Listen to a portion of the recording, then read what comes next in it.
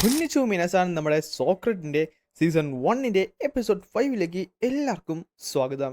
Guys, ഞാൻ ഒരു തവണ വീണ്ടും പറയുവാണ്, നമ്മൾ ഈ ഒരു സീരീസിൽ ലോങ് വീഡിയോസ് അല്ല മെയിൻലി ഫോക്കസ് ചെയ്യുന്നത്. ഓരോരോ ചാപ്റ്റേഴ്സ് ആയിട്ട് നമുക്ക് പറ്റുന്ന പോലെ എക്സ്പ്ലെയിൻ ചെയ്ത് പോകുന്നു എന്ന് മാത്രം. ഇത് തികച്ചും ഒരു സൈഡായിട്ട് മാത്രം ഞാൻ കാണുന്ന ഒരു സീരീസ് ആണ്.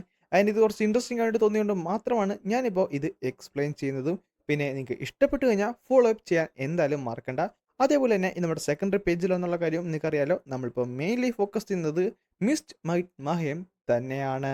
അപ്പോൾ വീഡിയോ ഇഷ്ടപ്പെട്ടിട്ടുണ്ടെങ്കിൽ ലൈക്ക് ചെയ്ത് സപ്പോർട്ട് ചെയ്യുക, ഷെയർ ചെയ്ത് സപ്പോർട്ട് ചെയ്യുക, അതേപോലെ തന്നെ സബ്സ്ക്രൈബ് ചെയ്തും സപ്പോർട്ട് ചെയ്യാൻ മറക്കണ്ട.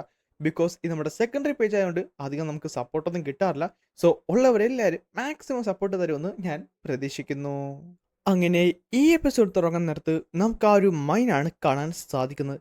സത്യം പറഞ്ഞാൽ നിനക്കൊട്ടും തന്നെ ഭാഗ്യമില്ലായിരുന്നു. ഇന്നാണ് ആ മാൻഹോ അവൻ്റെ ഗ്യാമ്പിളിൽ തോറ്റുപോയത്. ആ ഒരു ദിവസം തന്നെ നീ വന്ന് എൻ്റെ മുഖത്ത് വന്ന് ചടിയും ചെയ്തു. ഗ്യാമ്പിളിങ്ങോ? അല്ല, ഇവിടെ ഗ്യാമ്പിളിംഗ് ഒക്കെ ഉണ്ടോ? പിന്നെ അല്ലാതെ നിനക്ക് ഈ തലതെറിച്ച നാട്ടിൽ എന്തൊക്കെ ആലോചിക്കാൻ പറ്റുമോ അതെല്ലാം തന്നെയുണ്ട്. അത്രത്തോളം മോശപ്പെട്ടൊരു സ്ഥലം തന്നെയാടാ ഇത്. അല്ല, എങ്കിൽ പിന്നെ ഈ വിവരമില്ലാത്ത മാൻഹോ ഒക്കെ ഉള്ളപ്പോൾ ഈ സ്ഥലം എങ്ങനെയാണ് ഇങ്ങനെ പോകുന്നത്? നീ ശരിക്കും ബോൾഡാണ്. എന്തായാലും ആദ്യ ദിവസം തന്നെ പിക്കാക്സ് ഡ്യൂട്ടി. എൻ്റെ ശരീരത്തിന് എന്തെങ്കിലും ഒരു പണി കിട്ടാൻ ചാൻസ് ഉണ്ട്. ഏ, നീ അതിനെപ്പറ്റി വിഷമിക്കൊന്നും വേണ്ട. നിനക്ക് ശരീരത്തിന് ഒന്നും തന്നെ പറ്റത്തില്ല. കാര്യം അവിടേക്ക് പോയ ഒരാൾക്ക് പോലും ശരീരത്തിന് ചെറിയൊരു ഇഞ്ചുറി പോലും ഉണ്ടായി കേട്ടിട്ടില്ല.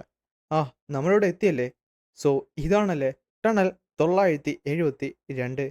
ആ, കുറച്ച് മാന ക്രിസ്റ്റൽസ് മൈൻ ചെയ്യണം, തിരിച്ചു വരണം, അതല്ലേ? പെട്ടെന്ന് പുറകെയുള്ള ആ ഒരു ഗേറ്റ് അടച്ചു.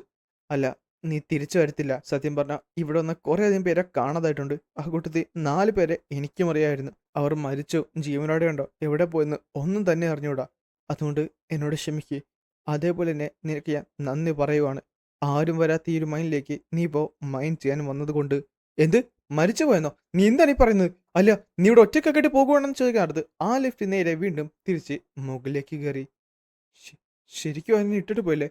ശരിക്കും ഒരൊറ്റ നായിൻ്റെ മക്കളെയും വിശ്വസിക്കാൻ പാടില്ലെന്ന് പറഞ്ഞ് സിയോന് ദേഷ്യം വന്നിട്ട് അവനായിട്ട് ആ ഒരു പിക്കാക്സ് ഇത് നിലത്തേക്ക് അടിച്ച് അതോടെ ഞാൻ എൻ്റെ മുഖത്ത് വന്ന് ഇടിച്ച് നേരെ തെറിച്ച് ദൂരത്തേക്ക് പോയി. നാശം, ആ പിക്കാക്സും പോയി. തിരിച്ചു വന്ന് പറഞ്ഞ് അവൻ എൻ്റെ പുറകെ ഓടുകയും ചെയ്യും. അല്ല, ഇതേതായി സ്ഥലം? സത്യം പറഞ്ഞാൽ നേരത്തെ ദേഷ്യപ്പെട്ടവനാണെന്ന് തോന്നുന്നു ഞാൻ ശ്രദ്ധിക്കാഞ്ഞത്. പക്ഷേ ഈ സ്ഥലം മുഴുവൻ മാനാൽ സമ്പുഷ്ടമാണ്. എനിക്ക് തോന്നുന്നു നേരത്തെ ഉണ്ടായിരുന്ന സാധാരണ ആൾക്കാരൊന്നും തന്നെ അത് ശ്രദ്ധിച്ചിട്ടുണ്ടായിരിക്കത്തില്ല. അകത്തേക്ക് കയറാൻ നേരത്ത് അതിൻ്റെ ഡെൻസ് കൂടിക്കൂടി വരുവാണ്. അതിലുപരി ഇവിടെ സാധാരണ ആൾക്കാരെങ്കിലും വർക്ക് ചെയ്ത് കഴിഞ്ഞാൽ അവർ ഈ മാന ഓവർലോഡ് കാരണം സഫർ ചെയ്യും, ഉറപ്പാണ്. അല്ല, അതിലുപരി ഈ മാനൊക്കെ എവിടെ നിന്നാണ് വരുന്നത്? പെട്ടെന്നാണ് അവനത് കാണുന്നത്. ഹാ, കിട്ടിപ്പോയി. ഓ, അതിൻ്റെ പിടി ഒടിഞ്ഞിട്ടുണ്ട്. കുഴപ്പമില്ല, ഒരെണ്ണം കണ്ടെത്താം. എൻ്റെ ലക്ക് എന്തായാലും കൊള്ളാമെന്നും പറഞ്ഞ് കാലെടുത്ത് വെച്ച് കഴിഞ്ഞപ്പോഴാണ് അവൻ്റെ കാൽച്ചുവട്ടിൽ ഒരു ദ്വാരം പ്രത്യക്ഷപ്പെട്ടത്. അടുത്ത സെക്കൻഡ് അവൻ ഞെട്ടിത്തെറിച്ചുപോയി. അല്ല, ഇതെന്താണെന്ന് പറഞ്ഞ് ഒരു പോർട്ടലാണെന്ന് ചോദിച്ചുകൊണ്ട് അവൻ നേരെ അതിൻ്റെ ഉള്ളിലേക്ക് വീഴുകയും അവൻ്റെ തൊപ്പി തട്ടിത്തെറിച്ച് മുകളിൽ ഒന്ന് വീഴുന്നുകൊണ്ട്. ആ പയ്യനല്ലേ, അവൻ ഉറപ്പായിട്ടും മരിക്കും. അവൻ്റെ മാതാപിതാക്കൾ ഇട്ടിട്ട് പോയതല്ലേ? അല്ല, മരിക്കാൻ നേരത്ത് നമ്മുടെ വീടിൻ്റെ മുമ്പിലൊന്നും വന്ന് മരിക്കാതിരുന്നാൽ മതിയായിരുന്നു. ഞാൻ ഇതുപോലത്തെ ഒരു ജീവിതമാണോ ആഗ്രഹിച്ചത്? എത്ര ധൈര്യമായിട്ടാണ് നീ ആ ഇറച്ചി മോഷ്ടിച്ചത്? നിനക്ക് കഴിക്കാൻ വേറൊന്നും കിട്ടാഞ്ഞിട്ടാണോ? എനിക്ക് വിശപ്പ് തോന്നാത്തൊരു ജീവിതം ആഗ്രഹിച്ചതാണോ? അവനെ പിടി, അവനൊരു കളറാണ്.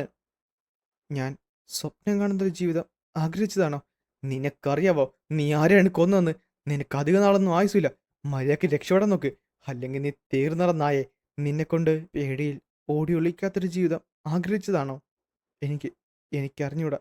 എനിക്ക് എനിക്ക് മരണത്തെ പേടിക്കാതെ ജീവിക്കാൻ പറ്റുമോ? അല്ല, അങ്ങനെ എന്തെങ്കിലും എൻ്റെ ജീവിതത്തിൽ നോർമലായിട്ട് സംഭവിച്ചിട്ടുണ്ടോ? ഇതേ സമയത്താണ് പെട്ടെന്ന് അവന് ചെറിയ ബോധം വന്നത്. ആഹ്! എൻ്റെ തല, അതിലുപരി എന്തൊരു ചൂടാണ് ഇവിടെ.